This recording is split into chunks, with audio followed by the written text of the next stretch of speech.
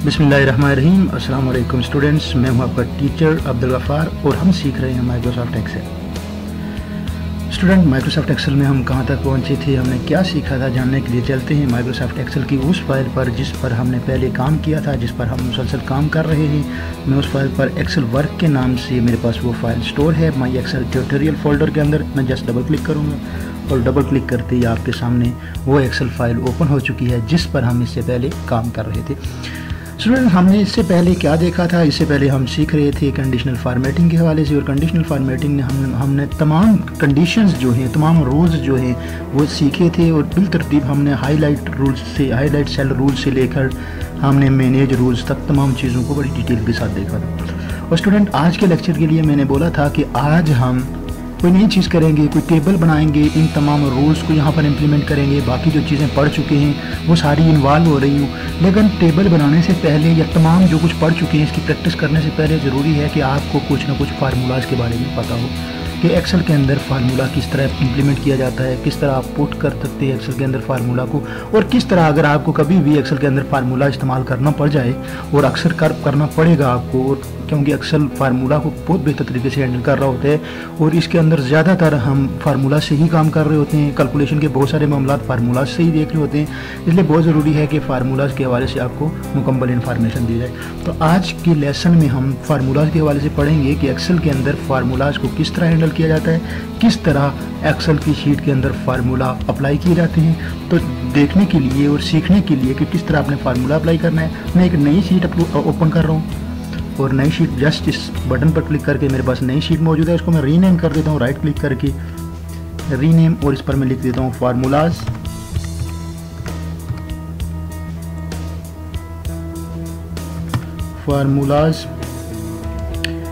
और इस शीट के अंदर मैं तमाम फार्मूले जो हैं पहले मैं बेसिक से शुरू करूंगा। बेसिक जो फार्मूलाज हैं जो इस्तेमाल होते हैं हमारी डेली लाइफ के अंदर, मैं उनको इम्प्लीमेंट करूंगा, और अगले लेवल में उन थोड़े से एडवांस फार्मूलाज पढ़ूंगा। क्योंकि फार्मूलाज का अलग टैब है, अलग मेन्यू है, वहाँ पर डिटेल से डिस्कस कर लेंगे, लेकिन पहले आपको बेसिक चीज़ें फार्मूलाज की पता होनी चाहिए कि फार्मूलाज बेसिकली अप्लाई किस तरह किया जाता है। स्टूडेंट्स, शीट आपके सामने मौजूद है, और आपके पास अब तक जो शीट है ये एम्प्टी है, इसके अंदर किसी तरह का कोई डेटा नहीं है। आप देख सकते हैं कि शीट्स नंबर ऑफ रोज और कॉलम से मिलकर एक शीट आपका वर्क एरिया आपको नज़र आ रहा है। तो स्टूडेंट, इब्तिदा में मैंने बात की थी कि आपका हर सेल एक रेफरेंस रखता है, एक नेम रखता है जो यूनिक होता है। आप देख सकते हैं अगर मैं इस सेल पर मौजूद हूँ और नेम बॉक्स के अंदर आप G7 देख सकते हैं, जो डेफिनेटली इस सेल का नाम है। G7 किस तरह है, ये G कॉलम है और 7 रो है, जिसकी बेस पर इस सेल का नाम पड़ा G7। अगर मैं इस जगह पर मौजूद हूँ तो आप खुद अंदाज़ा कर सकते हैं कि H7 यानी कि H कॉलम है और 7 रो है, ये इसका यूनिक नाम हो जाता है। बिल्कुल इसी तरह आगे जहाँ भी जाएंगे उसका एक यूनिक नेम होगा हर सेल का। तभी बस इसको हम फार्मूला जब भी पुट कर रहे होते हैं तो इन चीज़ों को हम ज़रूर देखते हैं। सबसे पहले मैं फार्मूला सिंपल आपको पुट करना सिखाऊंगा कि किस तरह किया जाता है। मैं कोई वैल्यूज़ यहाँ पर एंटर कर देता हूँ इस सेल में, सपोज मैं कोई वैल्यू पुट कर देता हूँ, या मैं यहाँ शुरू से करता हूँ ताकि आप बेहतर तरीके से अच्छे तरीके से समझ आए। यहाँ पर मैंने एक वैल्यू पुट की 12, उसके बाद मैंने अगली वैल्यू पुट कर दी 20। अभी बेसिकली मुझे करना क्या है, मुझे इन दो वैल्यूज़ को अगर जमा करना है, मतलब इनको ऐड करना है, तो मुझे फार्मूला की ज़रूरत पड़ेगी। वैसे तो हर शख्स जानता है 12 और 20 32 होते हैं, लेकिन क्योंकि हमने एक्सेल के अंदर फार्मूलाज को सीखना है, किस तरह इंप्लीमेंट किया जाता है, ये चीज़ सीखनी है, तो इसके लिए आप फार्मूला अप्लाई करेंगे। जिस जगह पर आपने फार्मूला अप्लाई करना हो सबसे पहले आप वहाँ पर जाकर क्लिक करेंगे। मैं थोड़ा सा जूम कर लेता हूँ ताकि आप बेहतर तरीके से देख सकें। 250 ठीक है जूम लेवल। यहाँ पर मैं क्लिक करूँगा जिस जगह पर मुझे 12 और 20 का रिज़ल्ट चाहिए, और मुझे बेसिकली इन दोनों को जमा करना है। तो इस जगह पर मुझे फार्मूला पुट करना है। फार्मूला पुट करने के लिए वो जगह जिस जगह पर फार्मूला पुट करना है वो सिलेक्ट रखेंगे, और फार्मूला बार के अंदर ये आपकी टॉप पार्ट हमने शुरू के लेक्चर्स में डिस्कस किया था कि इसको फार्मूला बार कहते हैं। अगर मैं थोड़ी देर कर्सर रोकूंगा तो भी आपको लिखा हुआ नज़र आएगा। फार्मूला बार पर जाकर मैं जस्ट क्लिक करूंगा और यहाँ पर फार्मूला पुट करूंगा। अब फार्मूला किस तरह पुट करूंगा, फार्मूला पुट करने के 2 तरीके होते हैं, 2 या 2 से ज़्यादा भी हो सकते हैं, लेकिन मैं अमूमन 2 तरीके सिखाता होता हूँ, एक बाई फंक्शन, एक बाई डायरेक्ट। यानी कि बाई फंक्शन क्या, कुछ बिल्ड इन फंक्शन होते हैं जिनको लिखने के साथ ही आपका फार्मूला इंप्लीमेंट हो जाते हैं। फंक्शन पर हम डिटेल से बात करेंगे, लेकिन हम डायरेक्ट फार्मूलाज को देखना होंगे। अगर डायरेक्ट फार्मूला आपने पुट करना है तो वो किस तरह करेंगे। सपोज ये 2 नंबर हैं, 12 है, एक 20 है, इनको आपने जमा करना है तो हम डायरेक्ट नंबर्स को जमा नहीं करेंगे, बल्कि इनके सेल रेफरेंस या इनका नेम बॉक्स जो है वो हम लिखेंगे जिसकी बेस पर ये जमा हो रहे होंगे। अगर मैं यहाँ पर क्लिक कर सकता हूँ तो आप देख सकते हैं कि यहाँ पर A1 इसका नाम है, यहाँ पर क्लिक कर रहा हूँ तो आप देख रहे हैं कि B1 इसका नाम है, और यहाँ पर मुझे इनका रिजल्ट चाहिए तो मैं इसको डायरेक्ट फार्मूला पुट करते हुए इस तरह लिख सकता हूँ, is equal to cell reference आपको पता है A1 ऑपरेटर यानी प्लस का साइन और B1। अब आप देख सकते हैं कि A1 और B1 को क्या किया जाएगा, प्लस किया जाएगा, क्योंकि आपने इस पर फार्मूला अप्लाई किया है। याद रखिएगा कि जब भी आपने फार्मूला लगाना हो उस वक्त इज इक्वल टू का साइन ज़रूर डालते हैं। बेशक आप वो फंक्शन के थ्रू फार्मूला पुट कर रहे हैं या डायरेक्ट फार्मूला पुट कर रहे हो तो आपको इज इक्वल टू का साइन डालना बहुत ज़रूरी है। उसके बाद आप जस्ट एंटर का बटन प्रेस करेंगे। आप देख सकते हैं कि यहाँ पर आपको रिजल्ट नज़र आ रहा है 32।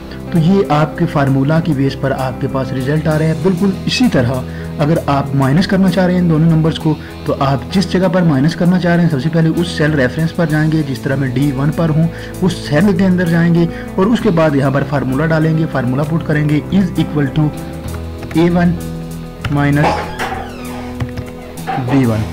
तो इस तरह देख सकते हैं आपके यहाँ पर माइनस होगा A1 और B1, A1 से B1 माइनस होगा तो रिजल्ट क्या आएगा, इंटर प्रेस करके देख लेते हैं -8, एग्जैक्टली -8 ही होना चाहिए।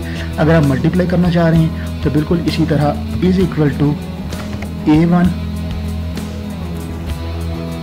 मल्टीप्लाई शिफ्ट और एस्टेरिक, शिफ्ट और 8 की के साथ आपको मल्टीप्लाई मिल जाएगा। अगर आप कंफ्यूज हैं तो इस तरह कर सकते हैं, और B1 उसके बाद इंटर करेंगे तो आपके पास यहाँ रिजल्ट आएगा। इसी तरह डिवाइड भी आप कर सकते हैं, is equal to A1 divided by B1। यहाँ एरर आ सकती है, देखते हैं क्या आया है, लेकिन एरर से बच गई क्योंकि बाज़ डिवीजन नहीं होती इसकी। जब एक रूल होता है वो आप मैथमेटिक्स से रिलेटेड लोग उसको बेहतर समझते होंगे।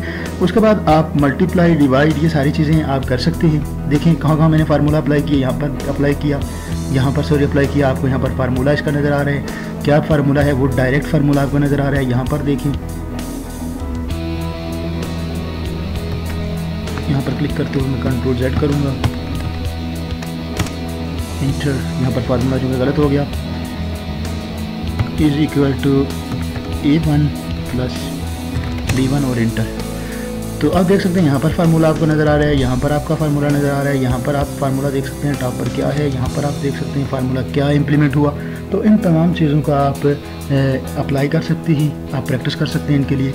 ये फार्मूला था जो आपको डायरेक्ट पुट करके मैंने दिखाया। कुछ फंक्शन भी होते हैं, बिल्डिंग फंक्शन जिनको बोलते हैं, जो डायरेक्ट नहीं होते। फॉर एग्जांपल आपने दो नंबर्स को सम करना है, सपोज इसको और इसको आपने सम करना है, तो एक तो आपने डायरेक्ट सम किया, लेकिन आपके पास अगर 50 नंबर हैं तो वो एक लंबा हो जाएगा, आपका फार्मूला बहुत बड़ा हो जाएगा और 50 नंबर को जमा करते करते आपके पास आपका खासा वक्त सर्फ हो जाएगा।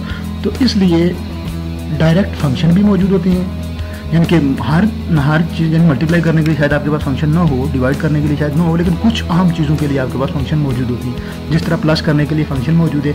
क्या फंक्शन है, मैं उस फंक्शन को लिखता हूँ इज इक्वल टू, और फंक्शन का नाम है SUM, सम, और हमेशा याद रखिएगा कि फंक्शन के आगे ब्रैकेट्स जरूर होती हैं। अब देख सकते हैं कि इज इक्वल टू सम एक फंक्शन है जो क्या करता है, जो आपके नंबर को जो रेंज है उसको जमा करके आपको देता है। सपोज ये सारे नंबर हैं A1 से लेकर F तक, जितने भी नंबर हैं मैं इनको अगर जमा करना चाहता हूँ तो मैं इस फंक्शन के थ्रू भी इनको सम कर सकता हूँ, और अगर इन दो को जमा करना चाहता हूँ तो मैं इन फंक्शन के थ्रू भी कर सकता हूँ। किस तरह, इज इक्वल टू सम, मैंने ये फंक्शन लिखा और इसके आर्ग्यूमेंट यानी कि जो ब्रैकेट्स के अंदर चीज़ लिखी जाती है उसको आर्ग्यूमेंट्स कहते हैं। आर्ग्यूमेंट्स के अंदर मैं सेल रेफरेंस दूंगा, सेल रेफरेंस A1 और B1।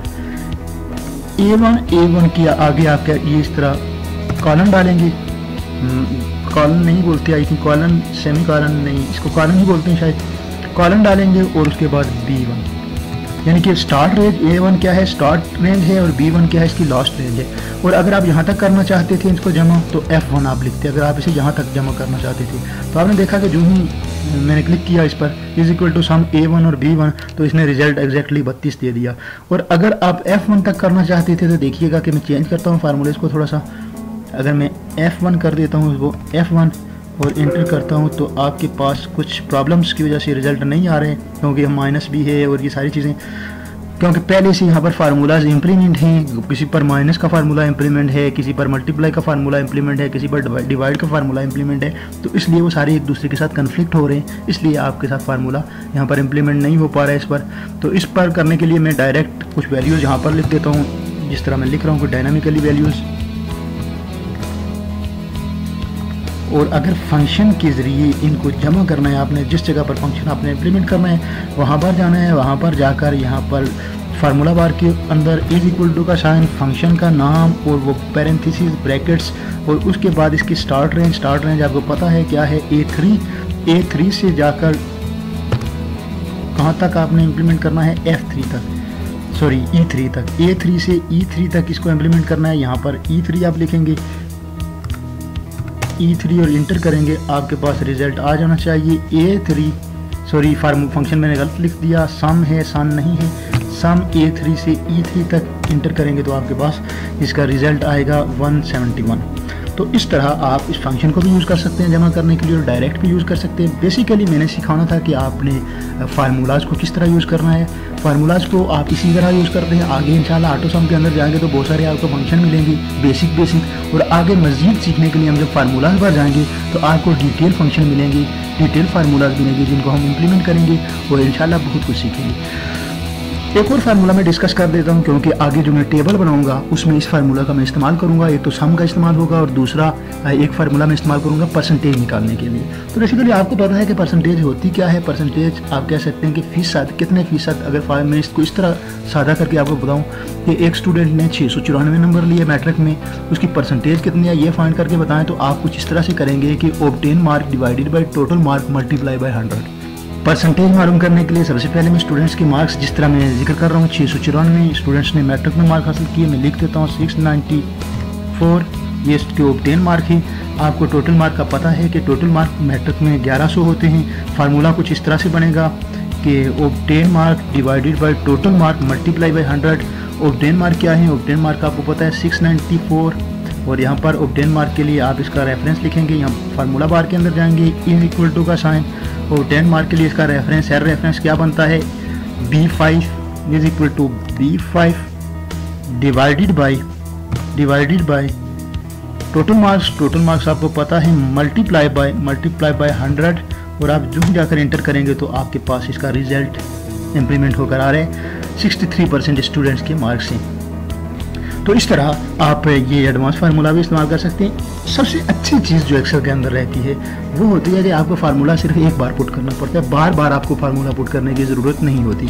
अब इस चीज़ को मैं किस तरह दिखा सकता हूँ आपको, देखिए अगर मैंने इस जगह पर इस सेल पर फार्मूला पुट कर दिया है तो मैं चाहता हूँ कि आगे जो रिजल्ट आए वो इसी फार्मूला की बेस पर आए, यानी जो यहाँ पर इम्प्लीमेंट फार्मूला है वही आगे भी सेल पर इम्प्लीमेंट हो। तो आपने जस्ट इसके कॉर्नर पर जाना है, जहाँ पर आपको ब्लैक प्लस का साइन बनेगा, जस्ट ड्रैग कर देना है जहाँ तक आपको ये वैल्यूज़ चाहिए। अभी देखिए 00 नज़र आ रहा है, 00 इसलिए नज़र आ रहा है क्योंकि आपके सेल रेफरेंस जहाँ से ये वैल्यू गेट हो रही है वो मौजूद नहीं है। अगर यहाँ पर आप वैल्यू डालेंगे, जिस तरह मैं 450 लिख रहा हूँ, तो आप देखिएगा इसके अंदर वाज़ेह चेंजिंग आपको नज़र आ रही है, क्योंकि इस पर फार्मूला इम्प्लीमेंट हो चुका है। अगर मैं 900 मार्क्स यहाँ पर डाल रहा हूँ तो आप देखिएगा यहाँ पर आपके पास परसेंटेज निकल कर आ रही है। तो इस तरह इन चीज़ों को आप इम्प्लीमेंट कर सकते हैं। मैंने बहुत बेसिक सी चीज़ें डिस्कशन की फार्मूला के हवाले से, फार्मूलाज के हवाले से हम बहुत डिटेल लेक्चर पढ़ेंगे, बहुत डिटेल से पढ़ेंगे और बहुत डिटेल से फार्मूलाज और फंक्शन को सीखेंगे। ये अभी चूँकि मेरे अगले लेसन के लिए ये ज़रूरत थी कि ये दो फार्मूलाज कम अज़ कम सम का फार्मूला और परसेंटेज का फार्मूला आपको पता होना चाहिए, और फार्मूला किस तरह इम्प्लीमेंट होता है ये आपको पता होना चाहिए। उस गर्ज से मैंने आपको ये दो फार्मूले सिखाए। इंशाल्लाह फार्मूलाज पर हम मज़ीद डिटेल से ज़रूर डिस्कस करेंगे। तो कहूँगा कि आपको इन लेक्चर्स की समझ आ रही होगी। अगर नहीं आ रही, किसी तरह की कन्फ्यूजन है तो आप कमेंट बॉक्स में अपना क्वेश्चन पूछ सकते हैं। अपना बहुत सारा ख्याल रखिएगा, दुआ में याद रखिएगा। अल्लाह हाफिज़।